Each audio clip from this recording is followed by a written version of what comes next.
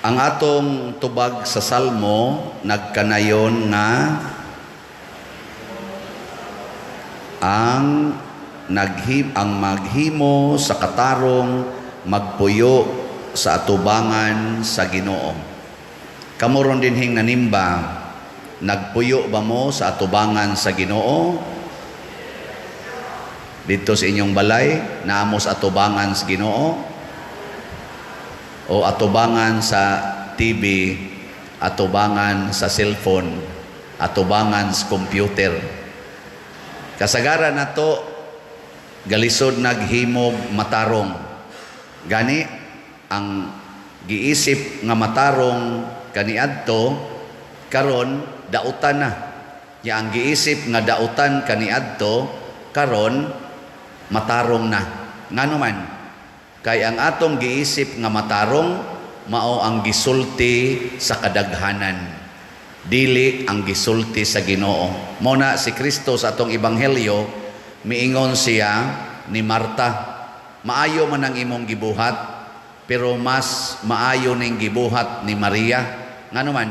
Kay si Maria, ang manghod ni Marta, naglingkod og naminaw sa gitudlo ni Hesus. Samtang si Marta, maayo man na kana magluto ka para sa imong bisita, sama sa gibuhat ni Abraham diri sa unang pagbasa nga iyang yung gilutuan ang iyang bisita. Maayo man na, pero maghimo ka na to the point nga di na ka maminaw unsay gisultis Ginoo, adi na sad na siya maayo. Karon ni simba mamo dinhi, pila ka buok ninyo ang focus gyud nga maminaw sa itudlo sa Ginoo? Taas ang kamot. Tanawa.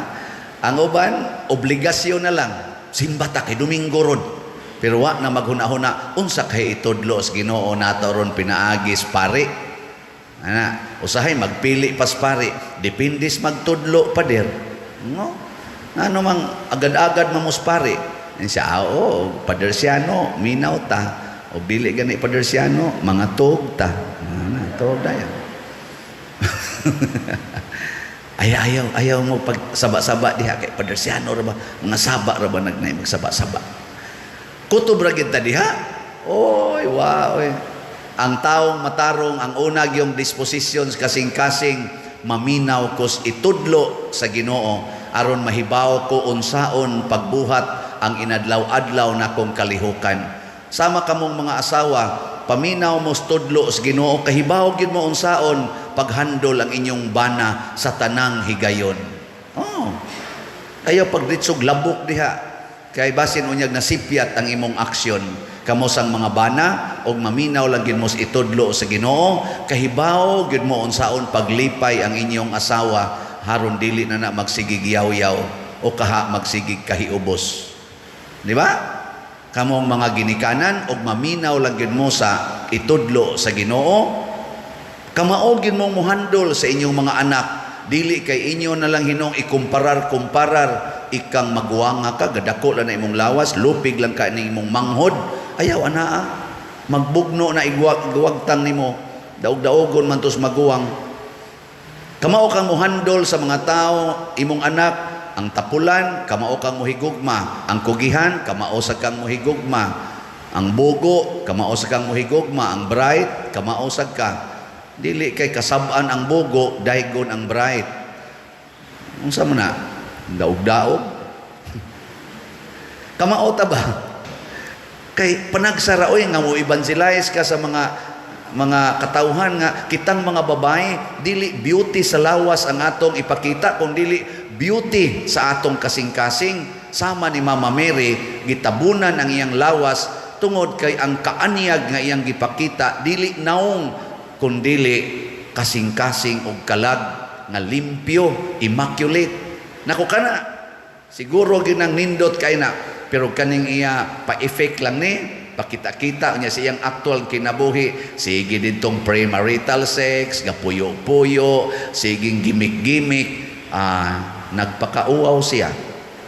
Mausan na kita din simba siging simba. Unya, inigulis balay, pangasaba, yaw-yaw, balikas, marites. Ana. Kaywa maminaw sa gitudlo sa Ginoo. Kaya na be, lingian na yung tupad. Yung na, ganahan ka maminaw sa waling father. Yung na, amatan na ba? Wa man gani nilingi. Amatan na ba? Sana siya. Galison ngay mo glingi. Ug di ka ganahan maminaw sapot na pagbuhat. Mao na si San Pablo sa ikaduhang pagbasa niingon siya, nalipay kong nagantos para ninyo.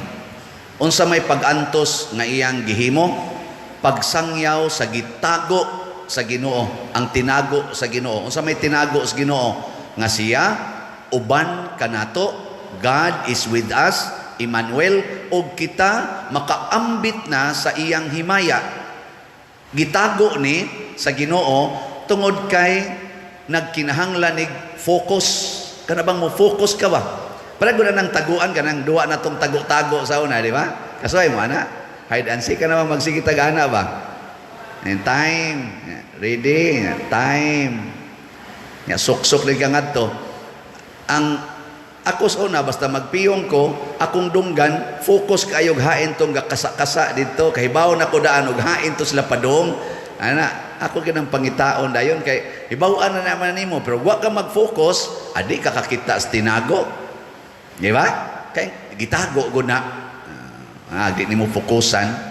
Muna karon nga wa na gid sa focus kaayo ang kalibutan kay hapit naman sa duway gitago. Kinsa may kasagaran gyud taguan unta kanang lawas sa babay. Tagui gid na ha.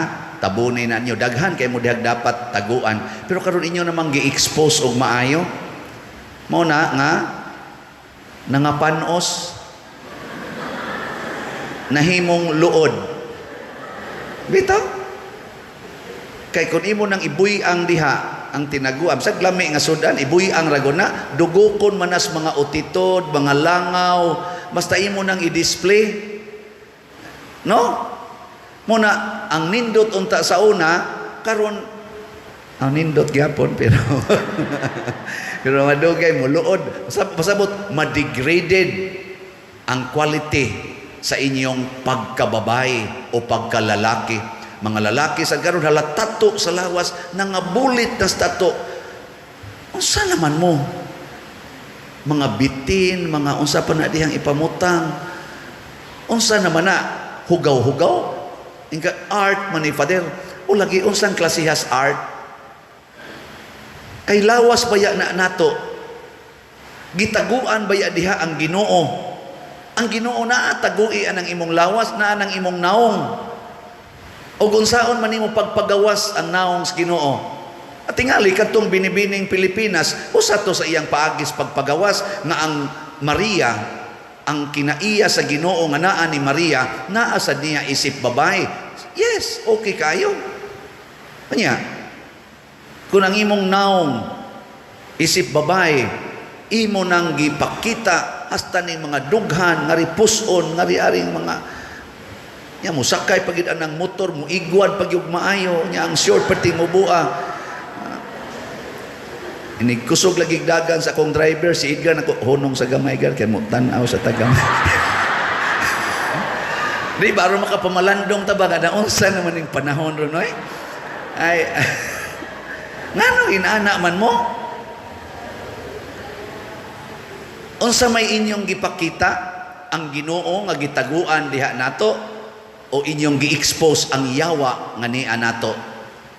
Usahay ra ba nga atong i-expose abang yawa? Pananglitan ikaw anak. Sige na lang kang tan-aw anang computer, di na ka motabang og trabaho, di na ka manglimpyo, di na ka manghugas sa imong gikanan, di na ka manglaba bisag dako na kay kat tiguang na ka nga dalaga wala ba gyapon kay uyab. Unya, di gyapon ka manglaba, hugawan kay kastanan. Unsa may imong gipakita? Ang Ginoo nga naa nimo o ang yawa nga naa nimo? Di ba? Pag sure ka mo nya kamo sa mga ginikanan siging yaw-yaw nya particular kay kwarta, di gyud mohatag og kwarta sa Mga anak, munang kawato na lang hinoon. Unsa may inyong gipakita? Ang pagkadawo sa kwarta? Si Abraham, ang iyang gipakita, ang Ginoo, siya hapit mo dire, mga strangers ko to, siya hapit, pakanon ta mo, kay luya kay mugnaw, sus, anghel man di ay itong iyang gipakaon, aastilan hinoong swertiha, giingnan siya, sunod tuig, manganak ng imong asawa, sunod kang manganak, mo na tinaguan, nagahom sa Ginoo, ang 92 years old na asawa ni Abraham, nga 99 years old atong panahon na, manganak pa.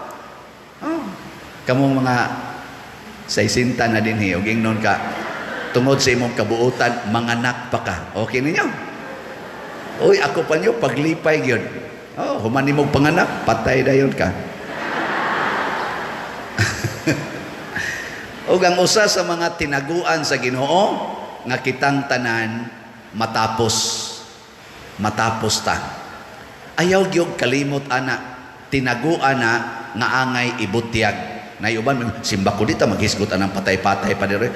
Importante kay nastanan nga naman aron makamautang mo trabaho karong adlaw. Kana bang matud pa ni Mother Teresa of Calcutta, isipa nga karon mao na imong katapusang adlaw. Isipa nga karon mo'y katapusan imong pagsimba. Unsaon man nimo na pagbuhat? Magdali kag lakaw nga karon na may katapusan? Magdali mo? Ako, katapusan ni na kong misa, magdali ko gwali. Akong langay-langay yun, Kay basig wa na sunod misa para nako. Ako na ning katapusan. Nya si Father Aw-Aw o Carol, wapay 1 month, paglubong niya, natong niaging, wapay 1 month, gikas paglubong, naligo, namatay sa dito sa kaliguanan. Tuo mo di mo mga matay. Si Father Suarez nagduwag tennis, winning pag yun, namatay dihas tenisan. Nagbisiklita atong igsuon din namatay diha sa iyang pagbisiklita, kay pahilti unta to. Di ba? Batanon may kay mudaag bisiklita, palupad-lupad pa bisiklita, paambak-ambak, nasyat dito sa Kimba, babaw sa ilang kapjani, namatay. Kamuron, di ka mo malig sa habal-habal. Kani tinaguan man pero mas nindot nga atong dawaton, nga naman mas monindot ang atong pagtinagdanay sa usag-usa. Gilingi ay mong tupad. Ingna siya, unsa kahakon, katapusan na lang ninimong kakita nako. Ingna ka no? Ingna unsa kay imong bation kung katapusan na ninimong pagkakita nako. Sige, ingna na. Sige na. Si Bishop Chupilo Kamumot, ang padong siya siyang misa, ang iyang sakyanan, nalintuan, patay. Ka Santos ato, karon gani, venerable naman gani, patay oy. Pero andam na kay siya. Mauto ang tanan yang panahon, iya jong gigugol pagtuman sa sugo sa Ginoo, labi na gyud ang paghigugma sa labing ubos. Kanang pagpanghatag sa tanan niyang kulikta, ihatag gid niya tanan. Padayono nato ang makaluwas nga pag-antos. Ug niya dinhi ang tinago nga kaayuhan, kalipay, kalinaw ug kabalaan sa kinabuhi nga napuy-an sa mga santos, gipuy-an sa mga apostoles. Manindog ta katong gustong moantos.